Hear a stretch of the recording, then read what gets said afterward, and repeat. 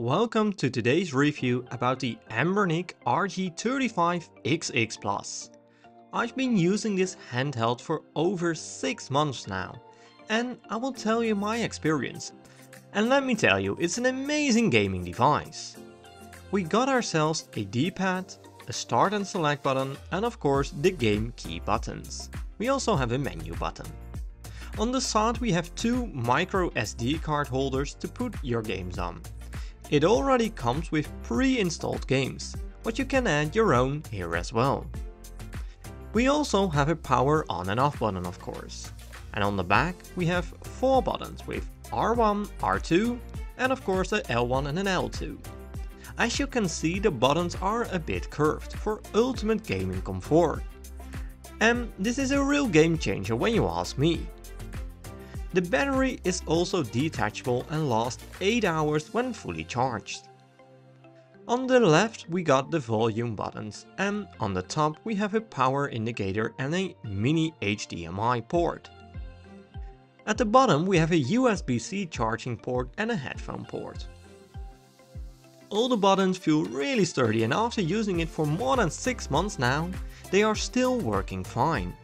And I already played over 400 hours easily on this thing. One thing for improvement is the power on time. It easily takes 20 seconds before the device is switched on.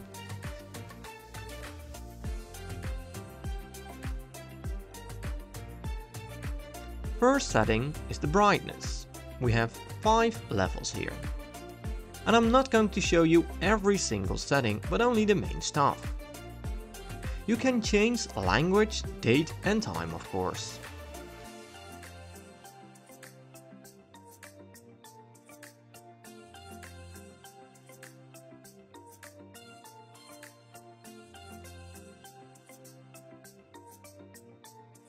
And this is our main menu with all the things you can do. I choose this theme, and you can customize the icons and the background of course.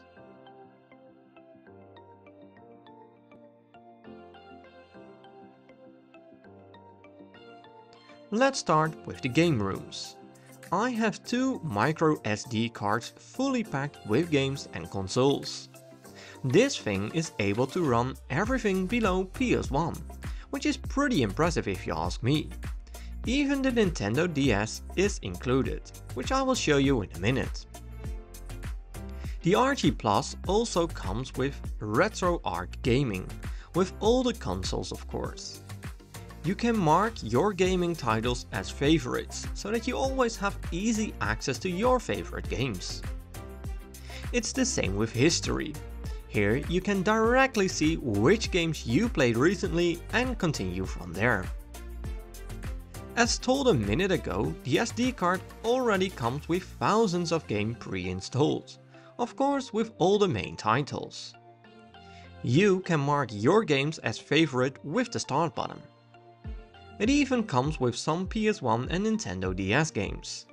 Now of course the original DS had 2 screens and this Anbernic only has 1.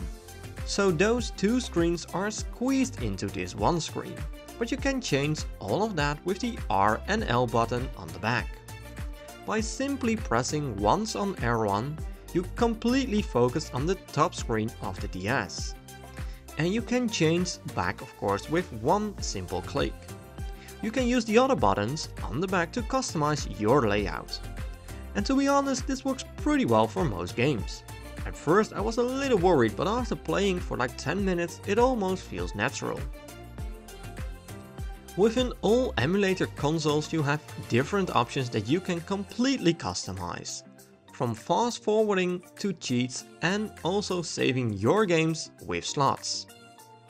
Also the button layout is something you can customize in most emulator consoles. The volume in this device is also pretty strong, and most of the time I play on one of the lowest volume settings. Most games are able to do a in-save game, but I lost my file once, not sure how it happened, but I always do a combi of in-game save and then use the save slots, just to be sure. Another cool thing about this device is that you are able to put it into sleep mode when you want to have a short break, for example. It doesn't work with every emulator console, however. By simply pressing the power off button very short, it goes into sleep mode. If you take a longer break, make sure to completely turn off your device by long pressing the power off button. The last thing that this gaming emulator comes is with a travel bag, which is really awesome.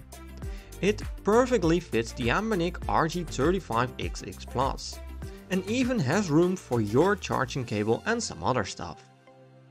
I've used this bag so many times already, when taking a flight for example, or just on the road. And as I told earlier in this video, I've played over 400 hours easily. And of course with reason. For me it's a walk down memory lane, and this device is sold for $50 to $80 depending on where you live. If you're lucky you can score it during a sale on Banggood for example. I got mine for €60, while most of the time I pay 70 to 80 euros because of where I live. And I'm really glad I did. I'm using this device almost on a daily basis because it's so much fun. So please share your thoughts on this device and let other people know what you like the most about this thing, but also the stuff that you don't like. And with that being said, we are getting to the end of this video. Thanks for watching and I will see you next time.